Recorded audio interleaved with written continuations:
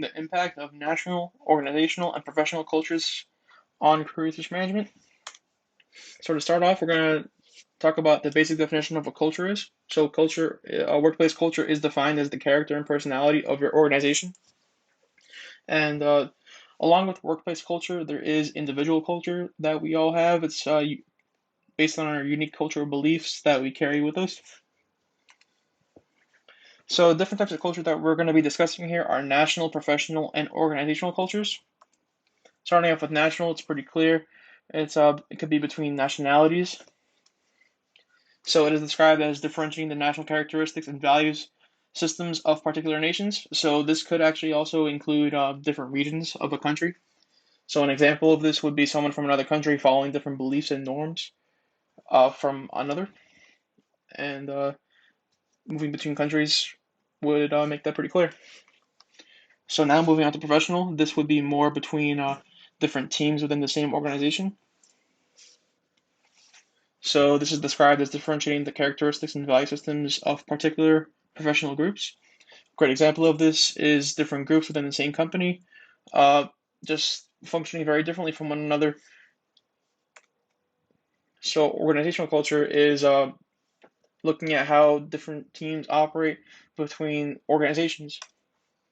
So it is described as differentiating the characteristics and value systems of particular organizations. So a great example of this would be a person from one company just functioning very differently from a person in another company. And with all this, there is an impact on a crew environment. So listed here are confusion, disagreement, and lack of clear roles. So confusion and disagreement would go hand in hand. This would happen when making decisions, when just trying to operate as a team, or just trying to accomplish certain tasks. And lack of clear roles, this would probably tie in more with national culture, where in certain countries, people just do not question the authority of the leader in a team, and that's not always the right way to do it. So now we're going to discuss some models relating to CRM. So we have the Swiss cheese model and human factors analysis and classification system. Starting with the Swiss cheese model, it's pretty clear it's made up of different layers of Swiss cheese. So it's four different layers, and we're going to talk about those four layers later on. So the Swiss cheese model is described as an organization's defenses against failure, and those layers of Swiss cheese are uh, barriers with holes in them that indicate weaknesses in individual parts of a system. And when you pass through each hole, you are getting close to an accident occurring. So now we're going to talk about human factors analysis and classification system. So you can see it right here. It's a lot more detailed than the Swiss cheese model, and it is described as a broad human error framework that was originally used by the Air Force to investigate and analyze human factors aspects of aviation. It is made up of different levels with active and latent failures clearly laid out, and it's just basically a more detailed version of the Swiss cheese model. So these two models do go together based on the four levels of failure. So those are unsafe acts of operators, preconditions of unsafe acts, unsafe supervision, and organizational influences. So HFACS and culture do actually have a direct relation. Under the third level, preconditions of unsafe acts, it is implied that individual culture can be a part of personal factors when getting close to an accident.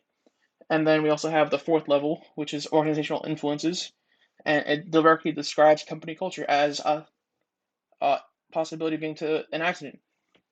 So it's pretty clear that they can both factor into an accident.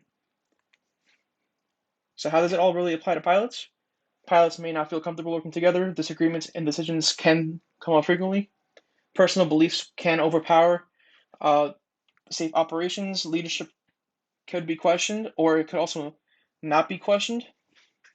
And overall efficiency of the cockpit operations will just decrease. So it doesn't only affect pilots. It can go beyond the whole aviation industry. It's any team environment, just like CRM. So it can apply to aircraft mechanics, ground crews, etc. Personal perspective. So cultural differences have already impacted the efficiency at my current job. So, example is moving between different positions within the same company. Teams function very differently, and it took time to get accustomed to it. It didn't happen in one day. So, a summary here of culture and CRM would be that cultural differences can have a major hurdle to effective CRM. Disagreements and confusion will come up within crews naturally, and the overall safety of tasks as a team could be impacted. And along with this, there is a risk of decreased performance within crew operations, especially within the cockpit. So that's going to be it for my presentation. Thank you for watching, and hopefully learn something here.